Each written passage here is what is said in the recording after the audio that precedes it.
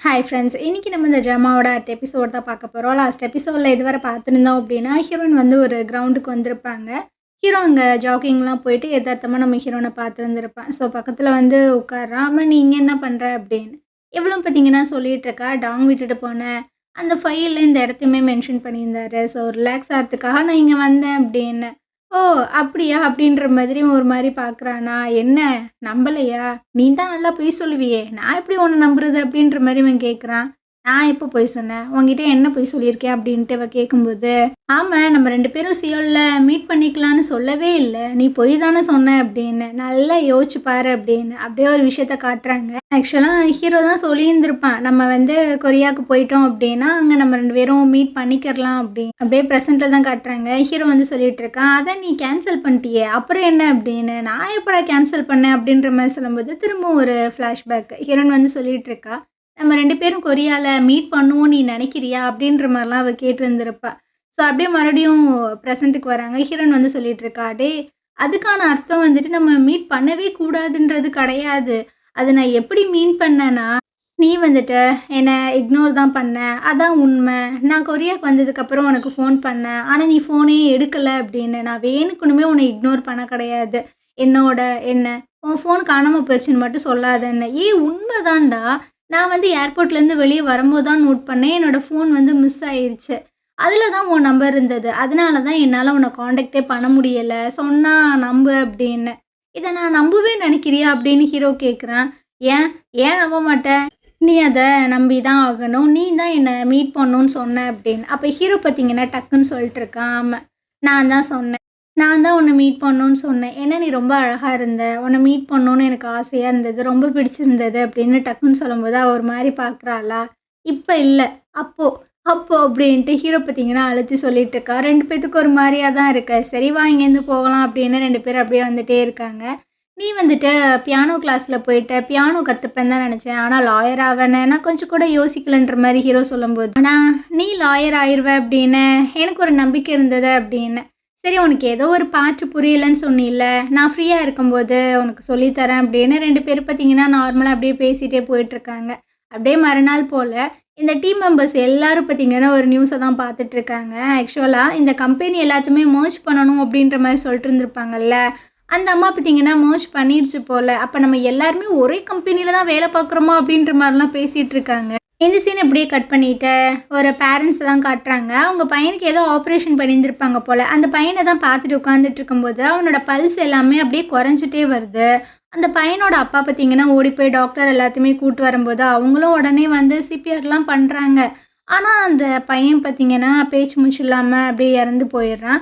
So அப்படியே நம்ம ஹீரோயினோட ஆஃபீஸை தான் காட்டுறாங்க. மறுநாள் போல அந்த ஹாஸ்பிட்டலோட டாக்டர், அதாவது ஆப்ரேஷன் பண்ண அந்த டாக்டர், அப்புறம் இன்னொரு ஒரு மேனேஜர் வந்து மீட் பண்ணுறாங்க. அந்த டாக்டர் பார்த்தீங்கன்னா ரொம்பவே சைலண்ட்டா சோகமா தான் உட்காந்துட்ருக்காரு. அந்த மேனேஜர் தான் எல்லா விஷயங்களுமே பேசுகிறாரா. ஹீரோயின் வந்து கேட்குறா, "நீங்க என்ன அவர் எதுவுமே பேச விட மாட்டீங்களா? அவருக்கு பதிலா நீங்க தான் ஆன்சர் சொல்லிட்டுருக்கீங்க. நீங்க கொஞ்ச நேரம் அமைதியா இருங்க. நான் அவர்கிட்ட பேசணும்" அப்படின்ற மாரி சொல்லும்போது, அந்த டாக்டர் பார்த்தீங்கன்னா சொல்றாரு, "இங்க பாரும்மா, நான் வந்து இந்த கேஸ இழுக்க விரும்பல.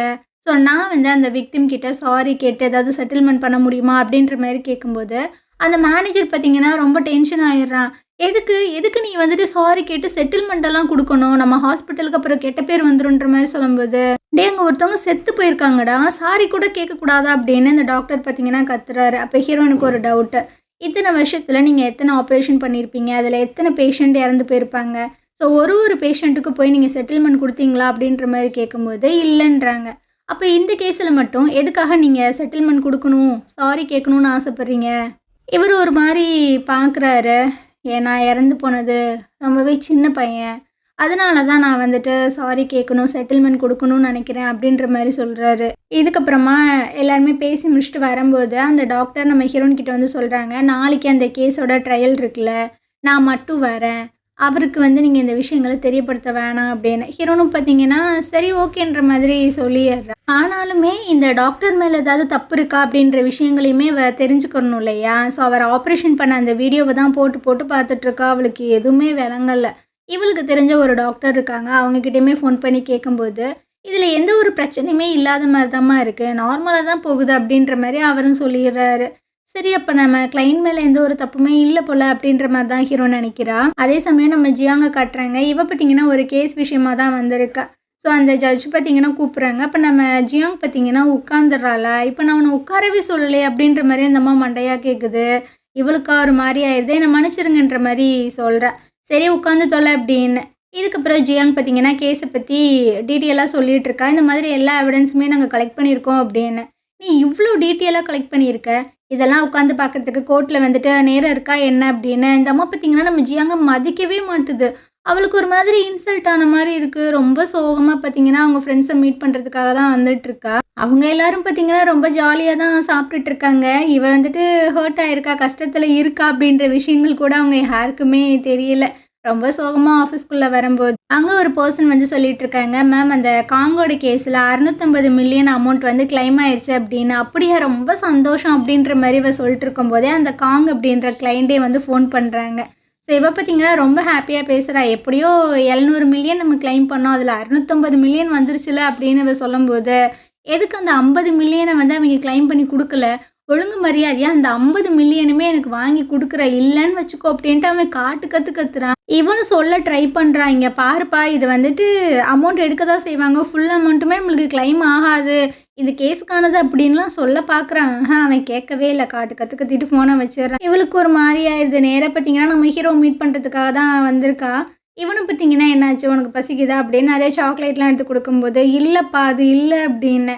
அட புடி அப்படின்னு இன்னும் 2யும் எடுத்து குடுக்கும்போது, அவ பார்த்தீங்கன்னா எதுவுமே சொல்லல. அமைதியா அத சாப்பிட்டுட்டு அங்கேருந்து போயிட்டே இருக்கா. இவனும் பார்க்குறான் அவளுக்கு என்னதான் ஆச்சு அப்படின்னு. இதுக்கப்புறம் ஜியாங் பார்த்தீங்கன்னா தனியா உட்காந்து ஒர்க் பண்ணிட்டு இருக்கும்போது, அவங்க சிஇஓன்னு நெனைக்கிறேன். அவர் வந்து கேட்குறாரு, "ஆமா அந்த காங்கோட கேஸ்ல நீ தோத்துட்டியா?" அப்படின்னு. "இல்லையே நான் ஜெயிக்க தானே செஞ்சேன்" அப்படின்னு. அப்புறம் ஏன் அவன் கத்திக்கிட்டு இருக்கான்? "இல்ல சார் 700 மில்லியன் அமௌண்ட் வந்து கிளைம் பண்ணோம். ஆனா அதில 650 மில்லியன் வந்து ரிட்டர்ன் குடுத்துட்டாங்க. 50 மில்லியன் வந்து பெனால்டிக்காக எடுத்துட்டாங்க. அதனால தான் அவன் இந்த மாதிரி கத்துறான்" அப்படின்னு. சரியான பைத்தியக்காரனா இருப்பான் போலயே அப்படின்ட்டு அந்த சிஇஓ பார்த்தீங்கன்னா திட்டிட்டே போயிட்டுருக்காரு. இவ இருக்கிற சோகத்துல மத்த ஃப்ரெண்ட்ஸ் எல்லாத்துக்குமே கால் பண்ணும்போது ஒருத்தவங்களும் பார்த்தீங்கன்னா கொஞ்சம் பிஸியா இருக்காங்க. அதனால இவளோட ஃபோனை யாருமே எடுக்கல. ரொம்ப பார்த்தீங்கன்னா கடுப்போட வீட்டுக்கு வரும்போது கால் தவறி விட்டு பொத்துன்னு கீழ விழுந்துடுறா. கால்ல வேற பயங்கர அடி. ஐயோ! இப்ப என்னடா பண்றது? நேரமே சரியில்லையே அப்படின்ட்டு ரொம்ப கடுப்போட தான் இருக்கா. மறுநாள் காலையில பார்த்தீங்கன்னா, நம்ம ஜியாங் வந்து ரொம்ப கடுப்போட கண் முழிச்சு பார்த்தா, பக்கத்துல யாரோ இருக்காங்க. "இது யார்றா?" அப்படின்ற மாரி பார்த்தா, ஒரு ஃபோட்டோவ ஜூம் பண்ணி காட்டுறாங்க. நம்ம ஜியாங்குக்கு வந்து ஆல்ரெடி கல்யாணமே ஆயிருச்சு போல. அவங்களோட ஹஸ்பண்ட் தான் போல. மறுநாள் பார்த்தீங்கன்னா, சாப்பிட்றதுக்காக எல்லாருமே ஒண்ணா உட்காந்துட்டு இருக்கும்போது, ஜியாங் ஒரு மூஞ்சி பார்க்குறா. "நாசமா போறவங்களா, நான் கால் பண்ணும்போது எவனாவது எடுத்தீங்களாடா? எல்லாரும் ரொம்ப ஹாப்பியா இருக்கீங்க" அப்படின்னு. அப்போ கிம் வந்து சொல்லிட்டு இருக்கான், "நீ ரொம்பவே கஷ்டத்துல இருந்த அப்படின்னா, உன்னோட ஹஸ்பண்ட் வந்து உன்ன கன்சர்ன் பண்ணியிருந்திருப்பான்ல. எதுக்கு தேவையில்லாம எங்களுக்கெல்லாம் மிட் நைட்ல கால் பண்ற?" அப்படின்னு. அது அது வந்துன்ற மாரி சொல்லும்போது, ஹீரோ வந்து சொல்லிட்டு இருக்கான், "அவன்லாம் சரியான போரிங்கான டைப்புப்பா." அப்போ ஹிரண் வந்து கேட்குறா, "ஜியாங்கோட ஹஸ்பண்ட பத்தி உங்க எல்லாத்துக்குமே தெரியுமான்னு?" "எல்லாத்துக்குமே தெரியாது. அவனோட தான் ஸ்கூல் படிச்சான். அவனுக்கு மட்டும் தான் தெரியும். நான் வந்து உங்களுக்கு இன்ட்ரோடியூஸ் பண்ணி வைக்கிறேன்." அப்படின்ற மாரிலாம் சொல்லி பேசிட்டு இருக்காங்க. இதிலேயே பார்த்தீங்கன்னா, இவ கொஞ்சம் நார்மல் ஆகிட்டா. இதுக்கப்புறமா நம்ம ஹீரோன்னு பார்த்தீங்கன்னா, அந்த டாக்டரோட கேஸ பார்க்கறதுக்காக தான் கோர்ட்டுக்கு வந்துட்டுருக்கா. அப்ப அந்த மேனேஜர் வந்து கால் பண்ணி கேட்குறாரு, "நான் டாக்டர வந்து பார்க்கவே இல்ல. ஒருவேளை அவர் அந்த ட்ரையலுக்கு போயிட்டாரா? நீங்க அவர பார்த்தீங்களா?" அப்படின்ற மாரி கேட்கும்போது, "நான் இன்னும் என்னோட ஆஃபீஸ விட்டே போகல. நான் கோர்ட்டுக்கு போயிட்டேன்னா, பார்த்துட்டேன்னா கால் பண்ணி சொல்றேன்ற" மாரி சொல்றா. ஆனா, அவ கோர்ட்டுக்கு தான் வந்துட்டு இருந்திருப்பா. அந்த டாக்டர் வந்து ஹெல்ப் கேட்டிருந்திருப்பார் இல்லையா? அந்த மேனேஜர் கிட்ட சொல்லாதீங்க அப்படின்னு. அத தான் யோசிச்சு பார்த்துட்டு கோர்ட்டுக்கு வரா. ஆனா, கோர்ட்டுக்கு பார்த்தீங்கன்னா, டாக்டர் இன்னிமே வரல. கேஸும் பார்த்தீங்கன்னா ஸ்டார்ட் ஆயிருது. ஸோ, ஜட்ஜ் பார்த்தீங்கன்னா, "நீங்க வந்துட்டு எவிடன்ஸ் எல்லாம் லாஸ்ட் டைம்ல தான் சப்மிட் பண்ணியிருக்கீங்க. ஸோ, நீங்களே வந்து பிரீஃபா எக்ஸ்பிளைன் பண்ணுங்க" அப்படின்ற மாரி கேட்கும்போது, ஹீரோயின் ஷாக் ஆகுறா. "எவிடன்ஸு சப்மிட் பண்ணியிருக்காங்களா? என்னத்த சப்மிட் பண்ணியிருந்திருப்பானுங்க?" அப்படின்னு. ஸோ, அந்த ஆப்போசிட் வக்கீல் பார்த்தீங்கன்னா சொல்லிட்டு இருக்காங்க, "இந்த டாக்டரோட வீடியோவ பாருங்க. இவர் வந்து லெஃப்ட் ஹேண்டட். ஆனா, அந்த ஆப்ரேஷன் பண்ற வீடியோவ பாருங்களேன். அந்த டாக்டர் வந்து ரைட் ஹேண்ட்ல தான் ஆப்ரேஷன் பண்றாங்க. அப்படின்னா என்ன அர்த்தம்? அந்த டாக்டர் இந்த ஆப்ரேஷன பண்ணவே கிடையாது. ஏதோ ஒரு கோஸ்ட் தான் ஆப்ரேஷன் பண்ணியிருக்குன்ற மாரி சொல்றானுங்க." அந்த விக்டிம் இருக்கார்ல, அவர் பார்த்தீங்கன்னா இத கேட்டு ஒரு மாதிரி கோவமா டேபிள தட்டுறாங்க. ஹீரோயினுக்குலாம் ஒரு மாரி அல்லா இருக்கு. "என்னடா இவ்ளோ அரகன்ட்டா நடந்துக்கிறீங்க?" அப்படி. அந்த டைம் வேற போலீஸ் பார்த்தீங்கன்னா இந்த விக்டிம அரெஸ்ட் பண்றாங்க.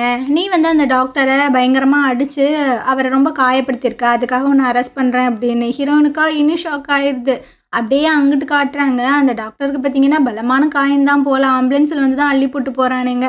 ஸோ ஹீரோயின் பார்த்தீங்கன்னா அந்த டாக்டரை பார்க்கறதுக்காக தான் வந்திருக்கான். அந்த மேனேஜர் வந்து சொல்கிறாரு, அந்தளவுக்கு காயம் எதுவும் இல்லை, சீக்கிரமாகவே கண் முழிச்சிருவாரு அப்படின்னு. அவளோட ஆஃபீஸில் உட்காந்து இதை பற்றி தான் யோசிச்சுட்ருக்கா. மண்டெல்லாம் அப்படியே காயுது. எப்புட்றா அவர் லெஃப்ட் ஹேண்டடு, அப்போ யார் ஆப்ரேஷன் பண்ணியிருந்திருப்பா? ஏதோ கோஸ்ட்டு பண்ணிச்சுன்னுலாம் சொல்கிறானுங்க, ஒன்றுமே புரியலையே. இந்த விஷயத்தை பற்றி நம்ம ஹீரோட்ட கேட்கலாமா அப்படின்ட்டு ஃபோனெல்லாம் எடுக்கிறா. ஆனால் ஃபோன் பண்ணுறதுக்கு தைரியம் இல்லை. சரி அப்படியே வெளியே போய் காஃபியெல்லாம் சாப்பிட்டு வரலாம் அப்படின்ட்டு காஃபியெல்லாம் வாங்கிட்டு லிஃப்ட்டுக்காக வெயிட் பண்ணும்போது ஹீரோ பார்த்தீங்கன்னா உள்ளே இருக்கான். நீ வீட்டுக்கு போகலையா அப்படின்ற மாதிரி கேட்கும்போது, இல்லைப்பா எனக்கு கொஞ்சம் வேலை இருக்குது அப்படின்னு. அதனால அவனும் அங்கேருந்து போகிறான். அப்புறம் என்ன நினச்சான்னு தெரில, ரிட்டன் பார்த்தீங்கன்னா வரான். உனக்கு ஏதாவது ஹெல்ப் தேவையா அப்படின்னு. இவ்வளோ ஆம்பன்ற மாதிரி சொல்கிறான். சரின்ட்டு அப்படியே ஹீரோனோட ஆஃபீஸ்க்கு தான் வந்திருக்கான். நடந்த விஷயங்கள் எல்லாத்தையுமே சொல்லும்போது, நீ ஃபஸ்ட் அந்த வீடியோவை காட்ட அப்படின்னு. அப்படியே அவள் ப்ளே பண்ணுறாள். அவன் ரொம்ப கிட்ட வந்து பார்க்கும்போது ஹீரோயின் அவனையே பேன்னு பார்த்துட்ருக்கா. இவனுக்குமே ஒரு மாதிரி டிஸ்டர்ப் ஆகுது. இருந்தாலும் எல்லாத்தையுமே கண்ட்ரோல் பண்ணிட்டு அவன் பார்த்தீங்கன்னா அந்த வீடியோவை பார்க்குறான். இந்த வீடியோவில் எந்த ஒரு பிரச்சனையுமே இல்லாத மாதிரி தானே இருக்குது அப்படின்னு. டே பைத்தியக்காரா, அந்த டாக்டர் வந்து லெஃப்ட் ஹேண்டடா, ஆனால் இங்கே ஆப்ரேஷன் பண்ணுறது ரைட் ஹேண்டில் அப்படின்னு.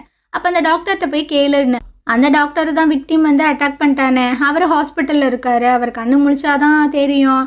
சரி அப்புறம் என்ன, அவர் கண் முழிச்சதுக்கப்புறம் இதை பற்றி கேட்டுக்கரலாம் அப்படின்ற மாதிரி அசால்ட்டாக சொல்லிட்டு இருக்கான். இப்போ எனக்கு ரொம்ப பசிக்குது, இதை பற்றிலாம் பேசிகிட்டு இருக்க வேண்டாம், வா போய் சாப்பிட்லாம் அப்படின்ட்டு 2 பேரும் லிஃப்ட்டுக்காக தான் வெயிட் பண்ணிட்டுருக்காங்க. அப்படியே இந்த சீன் கட் ஆகிட்ட இவங்க 2 பேரும் எப்படி மீட் பண்ணாங்க அப்படின்றத காட்டுறாங்க. 2 பேருமே ஒரு ஃப்ளைட்டில் தான் வந்துட்டுருக்காங்க. ஹீரோன் பார்த்தீங்கன்னா அவளோட லக்கேஜை எடுக்கிறதுக்காக நிற்கிறா. அப்போ ஹீரோ பார்த்தீங்கன்னா டக்குன்னு வந்து அவனோட லக்கேஜை எடுத்துகிட்டு வந்துட்டுருக்கான்.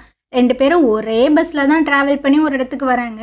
அந்த இடத்துல இருந்து இன்னொரு பஸ்ஸை பிடிச்சி 2 பேருமே ஒன்றா தான் ட்ராவல் பண்ணுறாங்க. ஹீரோவுமே ஹீரோயினை நோட் பண்ணுறான், ஹீரோயினும் ஹீரோவை நோட் பண்ண தான் செய்கிறாங்க. கடைசியாக 2 பேரும் பார்த்தீங்கன்னா ஒரு ஹோட்டல் வாசல் முன்னாடி தான் நின்றுட்டுருக்காங்க. ஹீரோ பார்த்தீங்கன்னா அந்த பிளேஸ் எல்லாத்தையுமே ஃபோட்டோ எடுக்கிறதுக்காக ஃபோன் எடுத்து அப்படியே பார்த்துட்ருக்கான். நான் ஹீரோன் வந்து நிற்கிறா. 2 பேரும் ஒரு மாதிரி பார்த்துக்கிறாங்க. நீங்கள் ஃபஸ்ட்டு போங்க அப்படி. ஹீரோனும் தேங்க்ஸ் எல்லாம் சொல்லிட்டு அப்படியே உள்ளே வந்துட்டுருக்கா. அவங்களுக்கு கொடுத்த ரூம்குள்ளே போகிறாங்க. அங்கே ஹீரோட ரூமில் பார்த்தீங்கன்னா ஒருத்தவன் பயங்கரமாக சத்தம்லாம் போட்டு கொரட்டெல்லாம் விட்டு தூங்கிட்டு இருக்கானா. அவனுக்கு உள்ளே இருக்கவே பிடிக்கல. இங்கிட்ட ஹீரோனோட ரூம்குள்ளே பார்த்தீங்கன்னா 2 பொம்பளை பிள்ளைங்க பயங்கரமாக சண்டை போட்டுட்ருக்குங்க. என்னடா இப்படி சண்டை போடுறாங்களே அப்படின்ட்டு அவளுக்குமே இருக்குது பிடிக்காம. 2 பேரும் பார்த்தீங்கன்னா அப்படியே வெளியே வராங்க. ஒரு இடத்துல தான் 2 பேரும் உட்காந்துருக்காங்க. என்ன பேசிக்கிறதுனே தெரில. அப்போ ஹீரோ பார்த்தீங்கன்னா, உங்களுக்கு பிரச்சனை எதுவும் இல்லைன்னா நம்ம 2 பேரும் ஒன்றா சாப்பிட போகலாமா அப்படின்ற மாதிரி கேட்குறான். அந்த சீன் பார்த்தீங்கன்னா அப்படியே கட் ஆகுது. ஸோ ப்ரெசென்ட்டில் காட்டுறாங்க. 2 பேருமே சூப்பர் மார்க்கெட்டில் உட்காந்து சாப்பிட்டுட்டு இருக்கும்போது ஹீரோ வந்து கேட்குறான், எமர்ஜென்சிக்கு ஏதாவது ஃபுட்டெல்லாம் பக்கத்தில் வச்சுக்க மாட்டியா அப்படின்னு. இல்லையே, ஏன் நீ வச்சுப்பியா அப்படின்ற மாதிரி அவள் கேட்குறா. ஆமாம் நான் நிறையா வச்சுருப்பேன் அப்படின்னு. இப்படியே பேசிகிட்டு இருக்கும்போது ஒருத்தவன் பார்த்தீங்கன்னா அந்த கண்ணாடியில் வந்து அப்படியே பேய் மாதிரி மோதி பயமுறுத்திட்டு இருக்கான். அவள் பயந்தே போயிடுறான். யாரா அவன் அப்படின்னு. இந்த லூசு பையன் தான் அந்த ஜியாங்கோட ஹஸ்பண்டு. இந்த கேஸுக்காக தான் உனக்கு ஹெல்ப் பண்ணுறதுக்கு கூப்பிட்டேன். ஏன்னா இவன் வந்து அந்த ஹாஸ்பிட்டலில் நர்ஸாக இருக்கான் அப்படின்னு. ஓ அப்படியா கதை அப்படின்ட்டு ஹீரோன் பார்த்தீங்கன்னா அவளோட ஆஃபீஸ்க்கு தான் கூப்பிட்டு வந்திருக்கா. இவனும் பார்த்தீங்கன்னா அந்த வீடியோ பார்க்குறான். ஏன்டா ஒன்றுமே இல்லாத விஷயத்துக்காடா நடுராத்திரி எனக்கு ஃபோன் பண்ணி இப்படி வர சொன்னேன் அப்படி. என்ன சொல்கிற, இதில் எதுவுமே வித்தியாசமாக தரலையா அப்படின்னு ஹீரோ சொல்லும்போது, இதில் என்னடா இருக்குது, லெஃப்ட் ஹேண்டட் பர்சன் ஒருத்தவர் வந்து ரைட் ஹேண்டரில் ஆப்ரேஷன் பண்ணியிருக்காரு, இதில் என்ன இருக்குது அப்படின்னு. என்ன சொல்கிறீங்க, இது நார்மலா அப்படின்னு ஹீரோன்னு கேட்கும்போது, அட ஆமாப்பா, சரி நான் வேணால் உங்களுக்கு டீட்டெயிலாக எக்ஸ்பிளைன் பண்ணுறேன் அப்படின்ட்டு அப்படியே ஒரு சும்மா இமேஜினேஷனாக சொல்லிகிட்டு இருக்கேன். இப்போ ஒரு டாக்டர் வந்து லெஃப்ட் ஹேண்டில் ஆப்ரேஷன் பண்ண போகிறாங்க. ஆனால் அவங்களோட சுப்பீரியர் வந்து நீ லெஃப்ட் ஹேண்டில் பண்ணக்கூடாது, ரைட் ஹேண்டில் பண்ணு அப்படின்ற மாதிரி சொல்லும்போது அவர் வந்து ரைட் ஹேண்டில் பண்ணுறாரு. அவ்வளோதான், வேறு எதுவுமே கிடையாது. லெஃப்ட் ஹேண்டட் பர்சன் வந்து லெஃப்ட் ஹேண்டை மட்டும்தான் யூஸ் பண்ணுவாங்க அப்படின்றது கிடையவே கிடையாது. ரைட் ஹேண்டையுமே யூஸ் பண்ணுவாங்க அப்படின்னு. ஹீரோனுக்கு பார்த்தீங்கன்னா ரொம்பவே ரிலீஃபாக இருக்குது. ரொம்ப தேங்க்ஸ் அப்படின்ற மாதிரி சொல்கிறா. சரி சரி நான் இங்கேருந்து கிளம்புறேன் அப்படின்ட்டு அவன் அங்கேருந்து போயிடுறான்னா. என்ன பார்க்க ரொம்பவே ஹாப்பியாக இருக்க அப்படின்னு. ஆமாப்பா நான் ரொம்ப ஹாப்பியாக இருக்கேன். சரி அப்போனா கண்டிப்பாக நீ எனக்கு ஃபுட்டு வாங்கி கொடுக்கணும் அப்படின்ட்டு ஹீரோ பார்த்தீங்கன்னா கேட்டுட்ருக்கான். அப்படியே மறுநாள் போல் ஹீரோ பார்த்தீங்கன்னா கொஞ்சம் ஃபுட்டெல்லாம் எடுத்து பேக் பண்ணிக்கிட்டு இருக்கான். ஹீரோனை தான் யோசிச்சு பார்க்குறான். 2 பேரும் ரொம்ப க்ளோஸாக பார்த்துட்டு இருந்திருப்பாங்களா அந்த விஷயங்களை. அப்போது ஒரு பொண்ணு வந்து ஒரு கேஸ் ஃபைலை கொடுக்குறா, நீங்கள் இந்த கேஸை ஹேண்டில் பண்ணோம் அப்படின்னு. அவன் அதை வாங்கி பார்க்குறான். டிவோர்ஸ் கேஸ் போல் மூஞ்சியே ஒரு மாதிரி மாறுது. நேராக பார்த்தீங்கன்னா ஜியாங்கிட்ட வந்து கேட்டுட்ருக்கான், நம்ம 2 பேரும் கேஸை வந்து மாற்றிக்கிடலாம் அப்படின்னு. ஏன் இப்படிலாம் நீ மாற்ற மாட்டியே, என்ன பிரச்சனை, அது உனக்கு போக போக தெரியும், நீ இந்த கேஸை எடுத்துக்கோ, நான் சிஇஓவை பார்த்து பேசிக்கிறேன் அப்படின்ட்டு அவன் நேராக சிஇஓ கிட்ட தான் வந்துட்டு, நீங்கள் எனக்காக அசைன் பண்ண அந்த கேஸை என்னால் பார்க்க முடியாது, ஒரு பொண்ணு வந்து இதை ஹேண்டில் பண்ணால் நல்லாயிருக்கும், அதனால் அந்த கேஸை ஜியாங்கிட்ட கொடுங்கன்ற மாதிரி சொல்லும்போது, இல்லைப்பா நம்மளோட கிளைண்ட் வந்து மேல் லாயர் தான் வேணும்னு கேட்டாங்க. அதனால தான் உன்ன நான் அசைன் பண்ணியிருக்கேன் அப்படின்ற மாரி சொல்லிடுறாரு. ஸோ இவனுக்கும் பார்த்தீங்கன்னா, அத தடுத்து பேச முடியல. இதுக்கப்புறம் நம்ம ஹீரோனா தான் காட்டுறாங்க. இவ பார்த்தீங்கன்னா, அந்த டாக்டர மீட் பண்ணுறதுக்காக தான் வந்திருக்கா. ஸோ நடந்த விஷயங்கள் எல்லாத்தையுமே சொல்றா. நீங்க வந்து லெஃப்ட் ஹேண்டட் பெர்சன் தான். ஆனா ரைட் ஹேண்ட்ல வந்து ஆப்ரேஷன் பண்ணியிருக்கீங்க. இந்த ஆப்ரேஷன்ல எந்தவித ஒரு தப்புமே நடக்கல. பட் அவன் வந்துட்டு ஏதோ ஒரு ரீசனால இறந்து போயிட்டான். ஆனா, நீங்க ஏன் மன்னிப்பு கேட்கணும், செட்டில்மெண்ட் குடுக்கணும்னு நெனச்சீங்க அப்படின்னு. ஆப்ரேஷன் பண்ணும்போது எது வேணா நடக்கலாம். ஆனா, இந்த பையன் வந்து ரொம்பவே சின்ன பையன்ல. அவனோட உயிர நான் காப்பாத்தாம போயிட்டேன்ற ஒரு கில்ட் ஃபீல் இருந்தது. அதனால தான் நான் வந்துட்டு செட்டில்மெண்ட் குடுக்குறேன், சாரி கேட்குறேன்னு சொன்னேன். மத்தபடி எதுவுமே இல்லன்ட்டு. ஹீரோயின் பார்த்தீங்கன்னா, ஒண்ணும் பிரச்சனை இல்ல. நான் வந்து இந்த கேஸ்ல எப்படியாவது ஜெயிச்சுருவேன் அப்படின்ற மாரி சொல்லிட்டு இதுக்கப்புறம் நம்ம ஹீரோவ தான் காட்டுறாங்க. இவனுக்கு ஒரு டிவோர்ஸ் கேஸ் வந்து அசைன் பண்ணியிருந்திருப்பாங்க இல்லையா? ஸோ அந்த கேஸோட கிளையண்ட் பார்த்தீங்கன்னா வந்திருக்காங்க. அவன் கை குடுக்குறான். ஆனா நம்ம ஹீரோ பார்த்தீங்கன்னா, பெருசா அவன மதிக்கவே மாட்றான். முன்னாடியே தெரியுமா என்னன்றது தெர்ல. ஸோ இவன் பார்த்தீங்கன்னா, ரொம்ப திமிரா தான் பேசிட்டு இருக்கான். நான் தான் ஃபர்ஸ்ட்டு இந்த டிவோர்ஸ வந்துட்டு வேணும்னு கேட்டேன். என்கிட்ட நெறைய சொத்து இருக்கு. ஆனா நான் எல்லாத்தையுமே அவளுக்கு குடுக்க முடியாது. ஏன்னா கல்யாண செலவுலேருந்து நெறைய பார்ட்டி, நெறைய விஷயங்களுக்கு நான் தான் என் கை காச போட்டு செலவு பண்ணியிருக்கேன். ஸோ அதையும் தாண்டி நான் அவளுக்கு அலுமினியாலாம் காசெல்லாம் குடுக்க முடியாது அப்படி இப்படின்னு. அதான் நெறைய காசு வச்சிருக்கீங்களே, அலுமினியா குடுத்தா என்ன பிரச்சனைன்ற மாரி ஹீரோ கேட்கும்போது, நான் எதுக்கு குடுக்கணும்? நான் அவள டிவோர்ஸ் பண்றதுக்கான காரணமே அவ தான். அவ ஒழுங்கா நடந்துக்கிட்டா அப்படின்னா, நான் எதுக்காக டிவோர்ஸ் பண்ண போறேன் அப்படின்ட்டு ஒரு மாதிரி சைக்கோத்தனமா ஒரு மாரி பேசுறான். ஹீரோக்கும் நல்லாவே புரியுது. இந்த நாய் மேல தான் ஏதோ ஒரு தப்பு இருக்கு அப்படின்னு. மறுநாள் பார்த்தீங்கன்னா, இந்த கேஸ் வந்து கோர்ட்டுக்கு வருது. ஜட்ஜ் வந்து கேட்குறாங்க, யார் வந்து கேஸ் குடுத்தவங்க? யாரு டிஃபெண்டன்ட் அப்படின்னு. இந்த கேஸ் குடுத்தவங்க சார்பா பார்த்தீங்கன்னா, அந்த கிளையண்ட் பையன் வரல. நம்ம ஹீரோ மட்டும் தான் வந்து ஆஜராயிருக்கான். டிஃபெண்டன்ட்டா பார்த்தீங்கன்னா, அந்த கிளையண்டோட ஒய்ஃப் தான் வந்திருக்காங்க. ஸோ அந்த ஒய்ஃப் பார்த்தீங்கன்னா, என்னோட பேர் பார்க் அப்படின்ற மாதிரி இன்ட்ரோடியூஸ் பண்ணும்போது, அந்த பேர கேட்கும்போது ஹீரோக்கு ஒரு மாதிரியா இருக்கு. இதுக்கு முன்னாடி இவங்கள தெரியுமா அப்படின்றது தெர்ல. ஒரு மாதிரி திகைச்சு போய் தான் நிக்கிறான். ஸோ இந்த இடத்துல இந்த எபிசோடு முடியுது. நாளைக்கு நம்ம அடுத்த எபிசோட் பார்க்கலாம். இந்த ட்ராமா உங்களுக்கு பிடிச்சிருந்தது அப்படின்னா, கண்டிப்பா நம்ம சேனலுக்கு சப்போர்ட் பண்ணுங்க. Thank you.